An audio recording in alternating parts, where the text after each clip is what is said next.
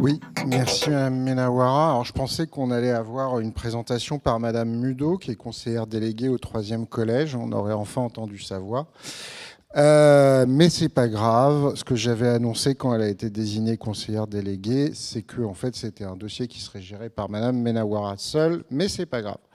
Alors, j'ai quelques questions à poser. Bon, effectivement, il y a un problème de foncier, il y a une réduction de la halle, etc.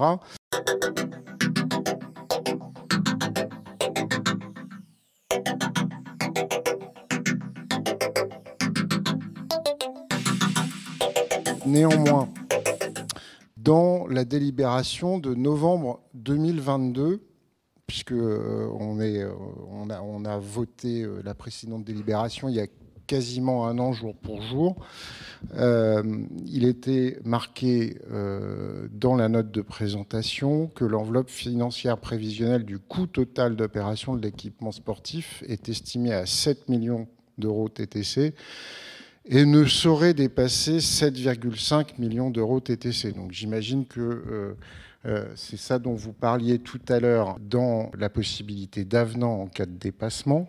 Néanmoins, dans la note que vous nous présentez aujourd'hui, il y a marqué que l'enveloppe financière fixée à titre provisionnel pour la construction de la halle sportive a été estimée à 7,5 millions d'euros TTC, date valeur octobre 2022.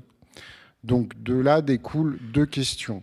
On a une estimation qui date d'il y a plus d'un an.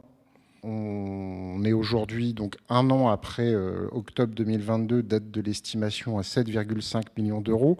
Est-ce qu'on peut avoir une estimation plus précise vu les coûts des matériaux de construction et des chantiers qu'on grimpé énormément depuis? Deuxièmement, alors que l'estimation qui est donnée sur la note de présentation aujourd'hui date d'octobre 2022, donc un mois avant le vote de la délibération de novembre 2022, l'estimation que vous nous donnez aujourd'hui, octobre 2022, c'est 7,5 millions d'euros, alors qu'on nous présentait l'année dernière le fait que c'était entre 7 et 7,5 maximum. Donc il y a un petit delta. Le changement du projet, alors effectivement, c'est de la précision. La convention rentre dans les détails sur ce que contient la halle sportive, mais est-ce que au bout d'un an, et avec la modification, est-ce qu'on est sûr du coût? Est-ce que on a une incidence sur le calendrier qui était prévu à l'origine? Est-ce qu'on est sûr du coût?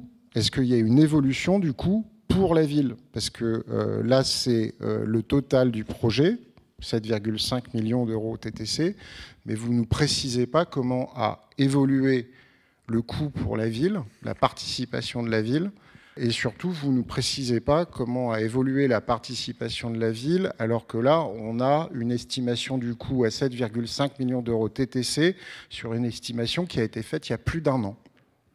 Merci.